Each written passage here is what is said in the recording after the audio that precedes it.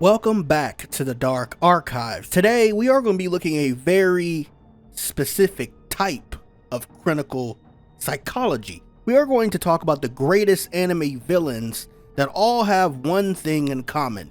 They have a massive, complicated master plan.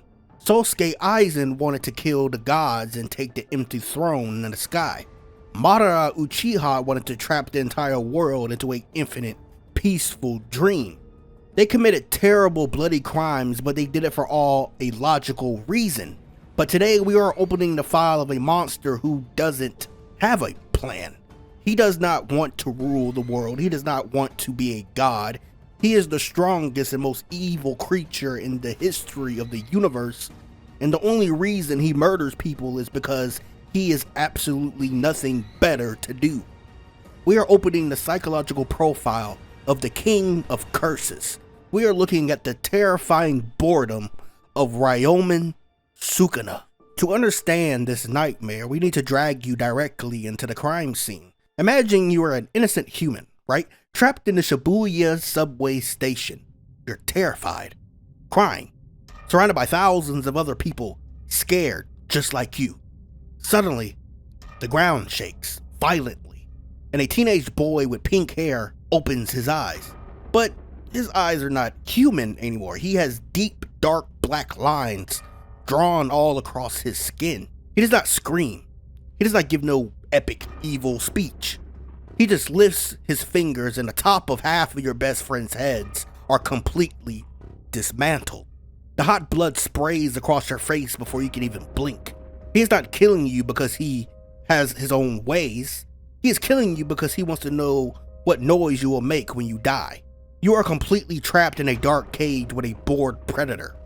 Let us look at the pure horror of his actual attacks. His curse technique is incredibly simple to understand. You ready? He has two invisible slashes attacks called Cleave and Dismantle. Fans talk about these powers like they're some cool, flashy ninja sword swinging abilities, but they completely ignore the sickening biological reality of his curse. Sukuna's power is invisible flying meat grinder.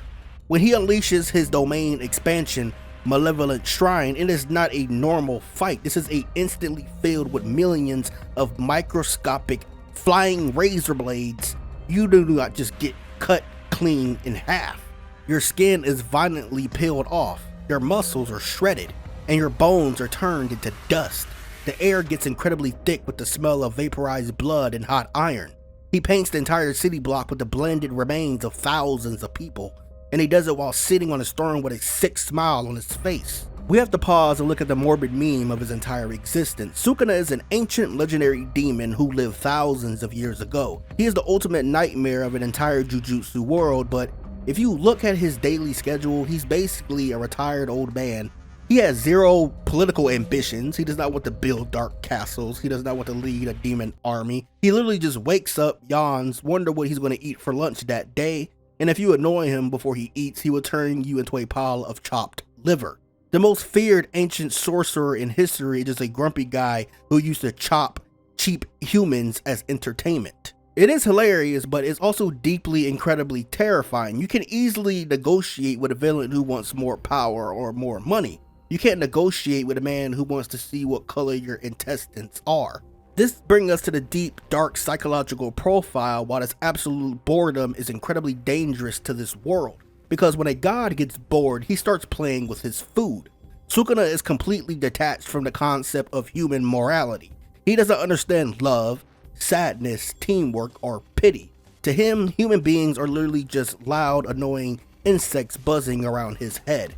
If a tiny ant crawls on your shoe, you do not feel evil when you step on it. You just crush it in the dirt and keep walking without a second thought. This is exactly how Sukuna views every single character in this show. He is the ultimate pure sociopath. He does not kill you out of anger or revenge. He kills you because your existence is so minor inconvenience to his afternoon.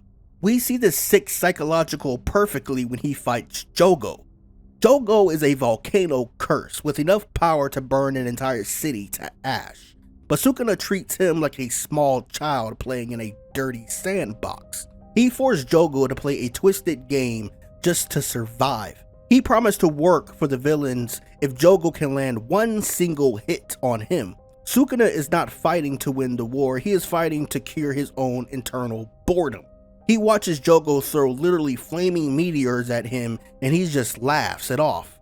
And then he beats the volcano curse using his own fire power. He did not need to use magic to win this fight. He only used it to break Jogo's pride right before he murdered him. He wanted him completely broken in spirit before he breaks his body. But the true horror of Sukuna is what he does to Yuji Itadori.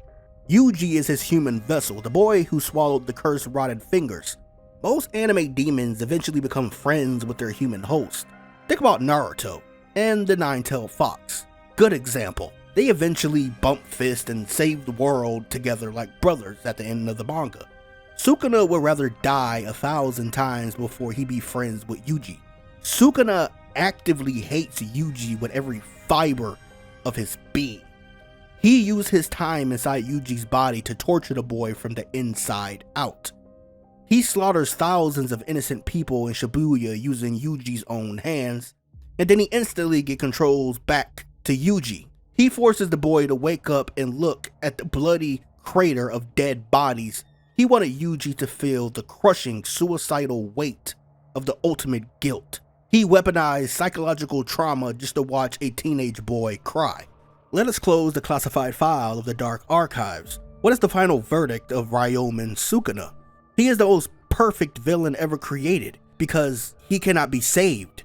There's no sad backstory about his childhood. There's no tragic romance to turn his heart cold and bitter. He is just pure, unfiltered, enlightened evil.